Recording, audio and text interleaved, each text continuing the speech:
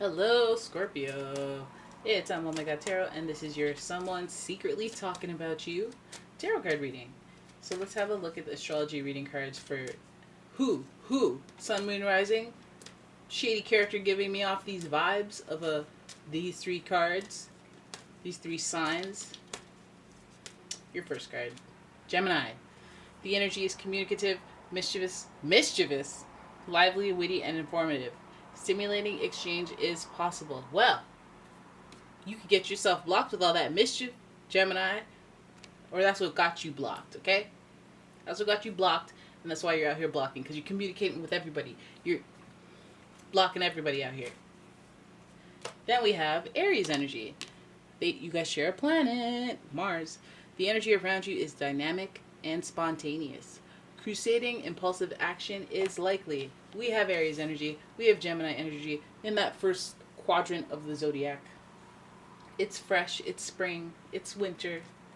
Then we have Sagittarius energy. The energy imbues power, superior confidence, and enthusiasm with faith, good fortune, and authority. So delicious, them Sagittarius, eh? Them thighs. I always mention the thighs, and people are like, yeah, I know. The thighs. And the baby face. And then some people are like, not all Sagittarius have those thick, voluptuous thighs. And then some people don't even argue on that one. They're like, I'm not saying nothing. Yeah, you can go ahead and think my thighs are delicious, because they are. No matter how big or small they are. But anyways, we have two fires here. So we have either conflict or passion. We have leadership here. We have somebody who's clever, witty, and charismatic. That's blocking you. Maybe that charisma could land them right into the gates of blockage. You don't know. Okay, maybe they blocked you because they have too much charm and charisma, and it's just too much. Too much. Right? Because maybe you're not about it. You're not about that lifestyle. You're a different type of charisma or something, you know? Anyways, I feel like with you and the Mars, it just feels like maybe a little more conflict in there than anything. Because if this person is glitz and glamoury and like they shine and they're something special, that means they're gonna shine with other people. And some Scorpios have been known to have a little just tiny bit of jealousy. You know, it's like it would be nice to be with that person, but I don't want all the headache. I don't want all the drama. You know, I'll just have myself a little ugly person. I'm joking. Nobody's ugly. All of God's creatures are beautiful. Have you seen people of Walmart though? Oh. Okay, let's see your first card. We have the Nine of Pentacles. Okay. I'm telling you, Scorpios always get the Nine of Pentacles. Always get the Nine of Pentacles. Then we have the Six of Wands, followed by the Two of Wands. We're getting that fire energy in. Followed by the Moon in reverse. And the World. The major arcanas at the end. Always with the big themes, Scorpio. So we start with the Nine of Pentacles. And that Nine of Pentacles is really important because I always recognize you guys as very independent, very fixed. Coming from a Pisces standpoint, as a water sign, I admire the energy that you guys carry. You have the sensitivity, the creativity, but then you also have the skill and discipline. And with that, lots of responsibility. People recognize you as the responsible child in the family. If there's multiple kids, they're like, oh, you're the boss. You're like the one who's got it together. And then, you know, that's always a good position, a good standing point to be in when somebody's talking about you, because that's like, how are you going to say something? How are you going to hate on that? How are you going to hate on that? I guess the flip side of that would be bossy, but whatever. You know, I'll take the good with the bad. Then we have the Six of, hey, see that rainbow? That means, you know, you get recognized. I feel like you get recognized for something important that you do, something that you're really good at.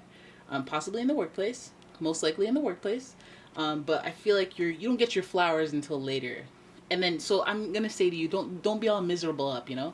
Don't be all fussing and fighting and being like, they never recognize the work that I do. They never recognize it. Because then when it comes, it'll be like, thanks. Or it'll be like, see, she complained her way into getting it. You know, so just be like, okay, have a solemn, dignified, you know, okay, let me carry myself with grace. Okay, if you guys don't have the resources to recognize my great goodings, then I might leave. I might leave, but you don't have to know about it. But, you know, let me just do an okay job, because these people out here in these streets talking about you. Okay? And there's a lot of fire here, so it could get really hot really quick. So just keep it cute.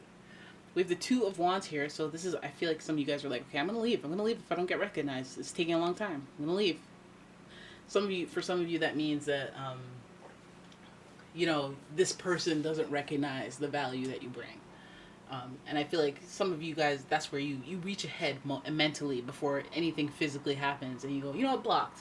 As a culmination of all the information I've gathered after experiencing you for however long you've been in my life, blocked. No telling. No, you didn't see it coming. Boom, blocked. Right? And that's the Two of Wands right there. That's like, you know what?